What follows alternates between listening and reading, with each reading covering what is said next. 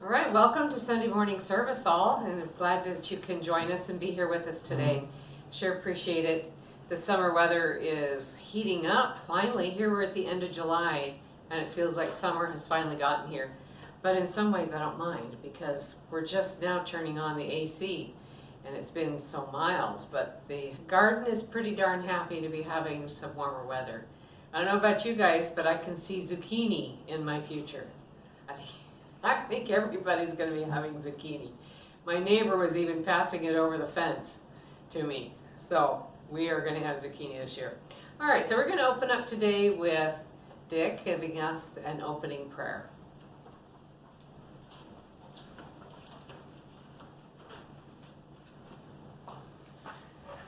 Thank you, Reverend Madge. From the Home Center Ministerial Team, our Sunday morning prayer is from the Minister of Prayer, Reverend H.O.M.E. Peinkofer. Good Sunday morning, all, and welcome to the Home Center, where this morning we are blessed to hear from Reverend Madge. She welds the tools of God has created to experience this universe in ways that bring new understanding to our spiritual existence. We need only believe in ourselves to practice our expression of love and light to the best of our ability. Know and feel God's love surrounding us. It really doesn't get any better than this. In love and light, amen. Now, Reverend Madge. Thank you so much for that. Yeah, so what I want to start off with today is a meditation. Normally we do it at the end of the service, but today I want to start out with it, and this is a lovely meditation. The reason why I picked this one is one that has been put out by, it's called From Dharma Crafts. It's kind of cute. And it's written by Michael W. Taft. And I picked this one because it's called Meditation Script for Letting Go. And when I wrote my sermon for today, I realized after I got all done that it's all about stuff, emotional stuff, physical stuff. So letting go it's kind of appropriate, I think. All right, so close your eyes to get yourself comfortable and just kind of feel into these words. Your life is filled with too much business, too much hurry, too much stress. Just for a moment, let go of all of that. There are too many machines vying for your attention with rings, beeps, blinks, flags, and badges. Just for a moment, turn them all off and put them away. Your body is tense with too much caffeine, too much anxiety, too much sense that you have to move, move, move. Just for a moment, let go of all of that and sit quietly. Emotions move through your body, each seeming crucial and compelling. But these emotions are simply some physical sensations. You don't need to do anything about them right now. Just for a moment, let them be. Thoughts rattle around your head in a never-ending stream of words. But these thoughts are nothing but some sounds in your mind. You don't need to do anything about them right now. Just for a moment, let them be. There is an urgent sense that you must do something, that there are actions to take, but you will be able to get these done in a little while. You don't need to do anything about them right now. Just for a moment, let them be. If anything else arises in your experience, that too is just some content. You don't need to do anything about that right now. Just for a moment, let it be.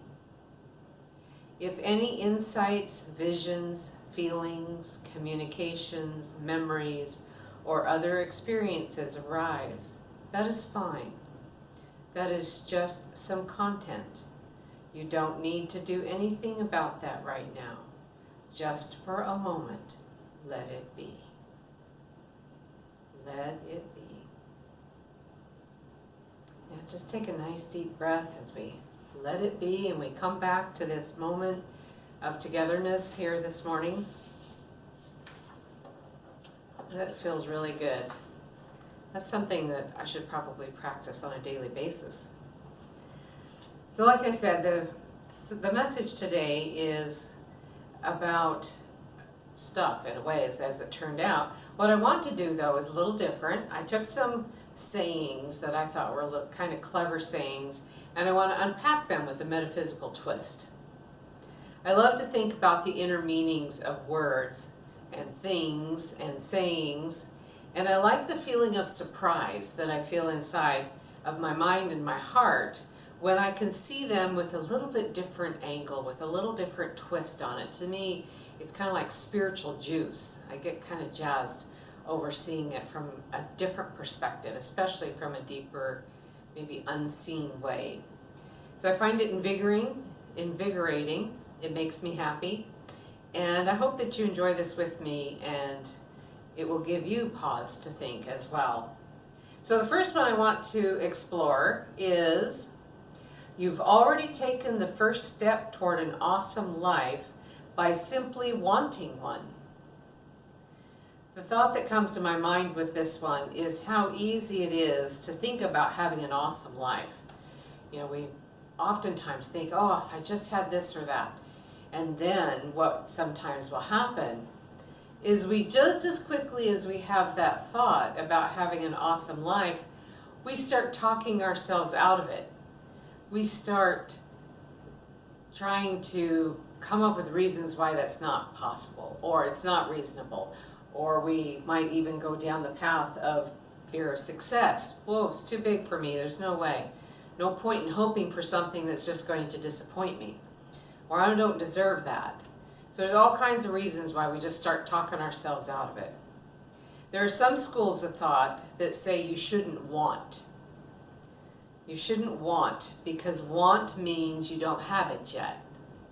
Well, I beg to differ with that, because an example of that is, if your feet are cold, if you've got bare feet and your feet are cold, what are you going to do? You're going to want a pair of shoes.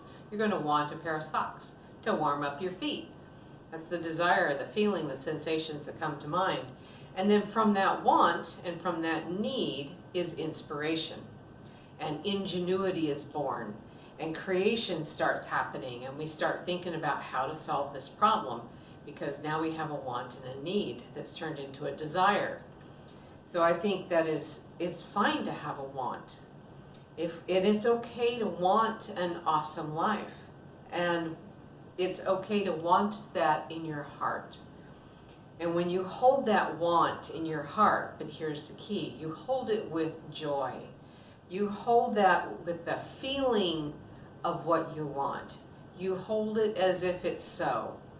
And you want that awesome life. And when you hold it emotionally and living it as if it were so, the universe becomes informed, and it will start bringing that creation to you. It'll start bringing that goodness and making it so. So in this statement, to me, it's very true. Taking that first step towards an awesome life is simply just wanting one. That's your first step. No guilt, no shame, just joy. So the next saying I want to explore is small matters. Small gets you started, and small adds up. This is what I keep saying. Take the first step in the direction you want to go. A small step is much better than no step at all, and it's much better than a big misstep, going after it too big, and then having a misstep which collapses your courage, and then you just stop. So small matters. So how many times have we said or heard someone say something to the effect of, well, it doesn't matter anyway, my dream is too big, so there's no point in even trying. So they talk themselves out of it and they stop before they even start. I've probably done that a time or two myself. I'm probably speaking from experience. But nonetheless, we do that. It's pretty natural for people to do that. But it's not the best thing always. So we think about this maybe perhaps from the idea of a meal. If we have this plate of deliciousness in front of us, we have all this good food. We're not going to pick up the whole plate and try to eat it all at once. That's not doable. It's not healthy. It's not possible. We're going to cut it into bite-sized pieces, and we're going to take it into manageable bite-sized pieces in the same manner in which we should do with our dreams and our desires for that awesome life of the one we just talked about. Small matters, and small gets you started, whether it's dinner or a project or your big dreams, and small adds up. I remember one time when I was doing a lot of folk dancing, this woman, she would make these authentic costumes, and some of the costumes had these little pleated skirts, or the skirts had little tiny pleats. They were only like almost a half-inch pleats, and she would make those pleats herself in wool. And we would ask her, it's like, how do you have time to do all that? Because all the embroidery and all of the customization of those, they were gorgeous. And we asked her, how do you possibly do that? She worked full time too. And she says, just one stitch at a time. And I thought, whoa. And I've carried that philosophy with me. Just one step at a time, one small step, one small deed, always going in the direction of what we need to get done or what our desires are. That's how you get a garment made, one stitch at a time. So here's another one I had fun thinking about. If your stuff isn't serving you, it won't be serving you any better packed away in a box somewhere.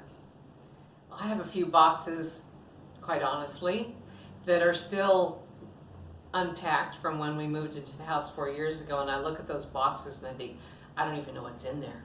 I should just get rid of the box, because if I haven't needed it in 4 years and I don't even know what's in it, what good is it? But I don't quite have the courage to do that yet. But we can look at this same metaphor from a metaphysical point of view, emotionally. So we can, because there is an emotional component and a physical component that are tied. They mirror each other. So with that, I could probably say, if I have boxes, I don't even know what's in them in my physical world, I probably have boxes in here that I don't even know what's in it in my emotional world. But that's another time. So we're thinking about what we pack away in our emotional body. The stuff that we've packed away could be things such as an old resentment. It could be the resentment of being cheated out of something, and we're still holding that sour taste in our mouth, that thorn, as they say, in our craw. Or it could be something that somebody said something mean to us somewhere along the line, and they were judgmental, and they said something that was totally inaccurate about us. Maybe it was even as much as 5 years ago or even much longer, and we're still holding that. We've packed it away in a box somewhere, and we've tucked it into a little hidey hole in our emotional body, and it's no longer serving us. So it's time to release all that stuff that's not serving you. It's not serving you in a way that it's eating up your vitality. It's eating up valuable energetic resources and keeping your thinking cloudy. And I had that very experience some time ago. I don't remember the details now, but I remember the experience of it, where I had something happen, don't remember what now, and that something was consuming all of my thoughts and all of my energy.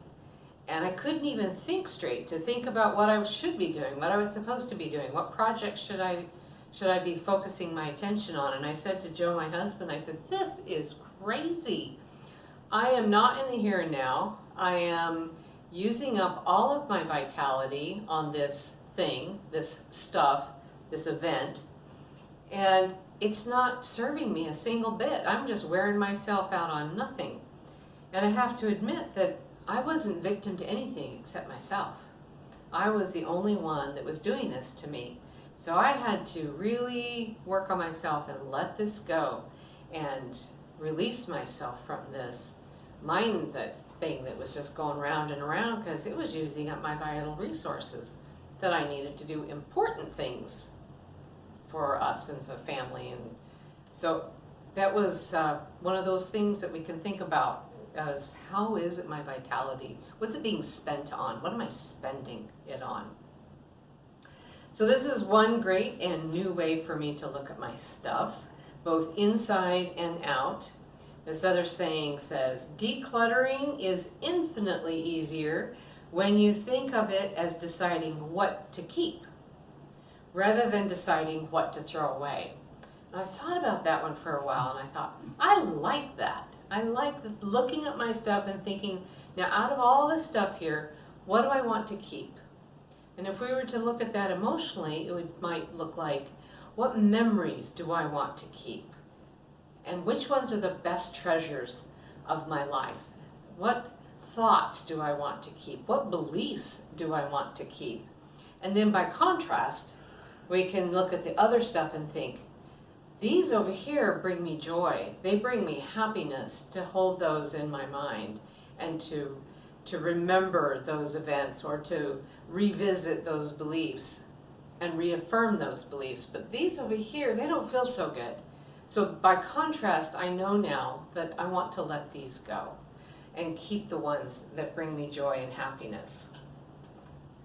So that kind of takes me to the idea of when we have stuff that we're holding on to that's not serving us any longer, sometimes we can't let it go because it's attached to something.